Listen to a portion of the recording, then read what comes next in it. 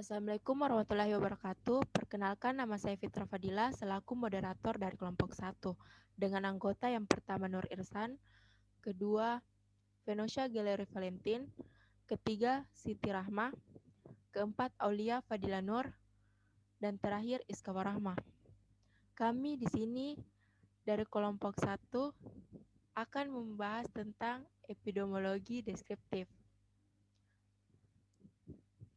Saya lupa. Astaga. Assalamualaikum. Terus saya tegur. Assalamualaikum. Ya.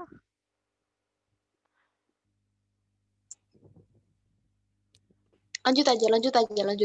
Assalamualaikum warahmatullahi wabarakatuh. Perkenalkan, nama saya Fitra Fadila selaku moderator dari kelompok 1 dengan anggota yang pertama Nur Irsan, kedua Venosha Galeri Valentin, ketiga Siti Rahma, keempat Aulia Fadila Nur, dan terakhir Iska Warahma. Kami di sini akan membawakan materi tentang epidemiologi deskriptif dengan beberapa pokok pembahasan. Pokok pembahasan pertama akan dibawakan oleh Iska Warahma, kedua Aulia Fadila Nur, ketiga Venosha Galeri Valentin, keempat Siti Rahma, dan terakhir Nur Irsan. Saya persilakan kepada pembawa pokok pembahasan pertama, yaitu Iska Warahma tentang definisi epidemiologi. Terima kasih. Langsung saja, definisi epidemiologi. Epidemiologi berasal dari bahasa Yunani kuno, yaitu epi yang berarti di antara, demos yang berarti masyarakat, dan logos yang berarti kajian. Jadi, epidemiologi dapat kita artikan sebagai kajian tentang apa yang terjadi di dalam kehidupan masyarakat. Epidemiologi merupakan ilmu pengetahuan terapan yang mempelajari tentang timbulnya penyakit atau masalah kesehatan yang menimpa masyarakat. Epidemiologi deskriptif adalah kajian yang dilakukan tanpa harus membuat suatu hipotesa khusus. Kajian ini sering dipakai pada kajian awal pada kemunculan penyakit baru, agar kita dapat memperoleh karakter penyakit, menghitung frekuensinya, dan menentukan bagaimana variasinya, terkait dengan tingkat individu, tempat, dan waktu.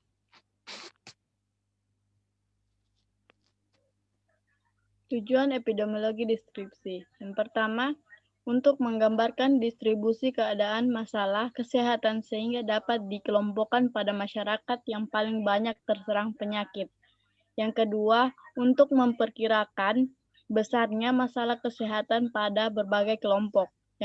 Yang ketiga, untuk mengidentifikasi dugaan adanya faktor yang mungkin berhubungan terhadap masalah kesehatan atau menjadi dasar suatu formalitas hipotesis. Yang keempat, memberikan gambaran mengenai penyebaran, kecenderungan, riwayat alamiah penyakit, dan menjelaskan penyebab dari suatu penyakit. Yang kelima, meramalkan kejadian suatu penyakit serta mengendalikan penyebaran penyakit dan masalah kesehatan lainnya di masyarakat. Variabel manusia adalah karakteristik setiap individu dalam menghadapi kerentanan suatu penyakit. Di dalam variabel manusia terdapat berbagai faktor. Yang pertama adalah umur. Umur sangat mempengaruhi kemungkinan seseorang manusia untuk terpapar penyakit. Contohnya seperti pada anak-anak akan lebih rentan terkena penyakit flu, dan pada usia dewasa lebih rentan terkena penyakit akibat kerja karena dipengaruhi oleh faktor lingkungan kerja. Yang kedua adalah jenis kelamin. Jenis kelamin ini sangat berpengaruh karena banyak ditemukan penyakit yang hanya diderita oleh laki-laki atau perempuan, yang terutama berhubungan dengan alat reproduksi. Contohnya penyakit prostat hanya ditemukan di tubuh seorang laki-laki, sedangkan dan untuk seperti kanker serviks ataupun kanker payudara hanya ditemukan di tubuh perempuan. Yang selanjutnya adalah kelompok etnik. Kelompok etnik ini sangat didasarkan oleh perbedaan adat, kebiasaan hidup, keadaan sosial ekonomi, dan lingkungan hidup. Di dalam kelompok etik ini terdapat 3 ras yang paling utama di dunia ini, yaitu ras kelompok kulit putih, ras kelompok kulit hitam, dan ras coklat. Selanjutnya adalah agama. Agama ini sangat berpengaruh karena di setiap agama memiliki ajaran yang berbeda. Contohnya di agama Islam melarang untuk memakan babi karena mengandung banyak cacing-cacing di dalamnya, sehingga akan juga berpengaruh terhadap kesehatan. Selanjutnya ada juga terkadang di dalam agama tertentu melakukan ritual-ritual keagamaan yang berbeda-beda. Dan selanjutnya ada struktur keluarga. Biasanya keluarga besar dengan sosial ekonomi yang rendah akan sangat berpengaruh terhadap kehidupannya. Contohnya seperti pada keluarga besar yang sosial ekonominya rendah akan tinggal dalam satu rumah yang sempit. Itu akan berpengaruh terhadap penyakit menular. Contohnya seperti apabila seseorang dalam keluarga tersebut terkena penyakit menular, maka keluarga yang lain akan lebih mudah terkena penyakit itu juga. Selanjutnya adalah jenis pekerjaan. Jenis pekerjaan ini sangat bergantung pada faktor lingkungan. Contohnya seperti faktor lingkungan yang mengandung bahan kimia, gas radiasi, gas beracun, benda fisik seperti bahan-bahan yang mudah menyebabkan kecelakaan. Ada juga tergantung dengan tingkat kesetresan pekerja tersebut. Apabila pekerja itu mudah terserang stres akan mengakibatkan hipertensi dan usus lambung. Selanjutnya adalah pendidikan, di mana pendidikan ini sangat berpengaruh terhadap bagaimana cara manusia tersebut untuk mencegah terjadinya suatu penyakit, karena semakin tinggi pendidikan akan semakin tinggi pula bagaimana dia tahu bagaimana cara mencegah suatu penyakit, karena dia akan lebih banyak mendapatkan informasi daripada manusia ataupun masyarakat yang berpendidikan lebih rendah. Nah, yang terakhir adalah penghasilan. Seseorang apabila dengan berpenghasilan rendah akan sangat susah untuk mendapatkan makanan yang mengandung gizi yang tercukupi, sehingga itu apabila penghasilannya rendah dan seseorang itu sakit, untuk membeli obat dia akan kesusahan. Begitu. Sekian, terima kasih.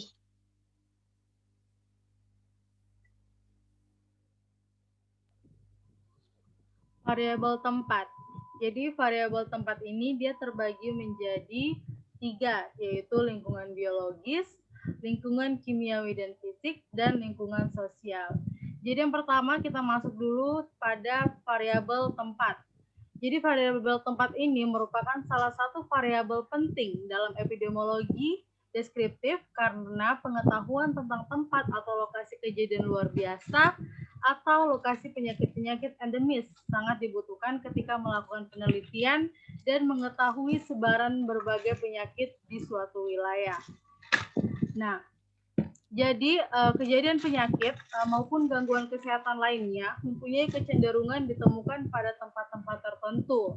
Contohnya seperti penyakit demam berdarah, dia lebih sering ditemukan di daerah perkotaan yang berpenduduknya padat. Dan hal ini erat hubungannya dengan sifat vektor dan lingkungan. Sedangkan penyakit leptospirosis lebih sering terjadi di daerah pertanian, terutama daerah pertanian yang bercampur dengan peternakan. Jadi dalam analisis epidemiologi, maka adanya perbedaan keadaan atau frekuensi penyakit dalam masyarakat berdasarkan tempat dapat timbul karena berbagai hal tertentu. Kemudian kita masuk pada lingkungan biologis. Jadi di lingkungan biologis ini merupakan gambaran tempat sebagai penyebab penyakit yang paling mudah dimengerti. Jadi cirinya ini iklim dan ekologi yang menentukan jenis flora dan fauna yang terdapat di tempat tersebut.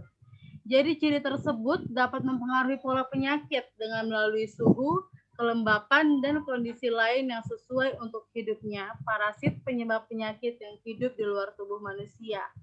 Nah, kemudian selanjutnya kita lanjut ke lingkungan kimiawi dan lingkungan fisik. Nah, di sini sebagai lingkungan kimiawi, dia terdapat dua jenis bahan kimia utama, yaitu ada air dan udara. Air merupakan faktor yang dapat mempengaruhi terjadinya penyakit, seperti kandungan mineralnya yang terdapat yodium, fluor, tembaga, dan seng. Nah, kemudian kekurangan zat yodium ini dalam air dapat menimbulkan penyakit yang kita ketahui yaitu gondok endemis. Jadi lingkungan fisik yang berpengaruh terutama pada suhu udara di ketinggian suatu tempat mempengaruhi tekanan oksigen setempat. Nah, kemudian yang terakhir lingkungan sosial. Jadi lingkungan sosial ini, kemajuan kehidupan sosial di suatu lingkungan sosial merupakan faktor penentu utama terhadap lingkungan biologi, kimiawi, fisik yang menimbulkan pemaparan terhadap penduduk. Kemudian lingkungan sosial ini merupakan penentu sifat dan jumlah fauna dan flora yang ada di lingkungan tersebut. Adanya reservoir serta faktor yang menyebarkan penyakit. Kemudian adanya pencemaran serta jenis dan tingkat pencemaran fisik dan kimiawi pada udara dan air. Dengan demikian, sifat kehidupan sosial masyarakat pada suatu daerah tertentu dapat mempengaruhi berbagai aspek kehidupan yang berhubungan dengan status kesehatan dan pola penyakit setempat. Variabel waktu. Variabel waktu mempelajari hubungan antara waktu dan penyakit merupakan kebutuhan dasar dalam analisis epidemiologis. Oleh karena perubahan-perubahan penyakit menurut waktu menunjukkan adanya perubahan faktor-faktor etiologis. Melihat panjangnya waktu di mana terjadi perubahan angka kesakitan, maka dibedakan menjadi yang pertama yaitu perubahan dalam waktu singkat, yang kedua itu perubahan yang terjadi secara periodik, yang ketiga itu perubahan secara sekular. Nah, yang pertama perubahan dalam waktu singkat. Fluktuasi jangka pendek di mana perubahan angka kesakitan berlangsung beberapa jam, hari, minggu, dan bahkan bulan. Pola perubahan kesakitan ini terlihat pada epidemi, umpamanya epidemi keracunan makanan. Beberapa jam, epidemi influenza beberapa hari atau minggu, epidemi cacar beberapa bulan. Fluktuasi jangka pendek atau epidemi ini memberikan petunjuk bahwa penderita terserang penyakit yang sama dalam waktu bersamaan atau hampir bersama. Waktu inkubasi rata-rata pendek. Yang kedua, perubahan yang terjadi secara periodik. Perubahan secara siklus di mana perubahan angka kesakitan terjadi secara berulang-ulang dengan antara beberapa hari, beberapa bulan, tahunan, beberapa tahun, dan seterusnya. Perubahan secara siklus ini didapatkan pada keadaan di mana timbulnya dan memuncaknya angka-angka kesakitan atau kematian terjadi berulang-ulang tiap beberapa bulan, tiap tahun, atau tiap beberapa tahun. Peristiwa semacam ini dapat terjadi baik pada penyakit infeksi maupun pada penyakit bukan infeksi. Perubahan secara sekular. Perubahan angka kesakitan yang berlangsung dalam periode waktu yang panjang, bertahun-tahun atau berpuluh tahun yang disebut sekular trends.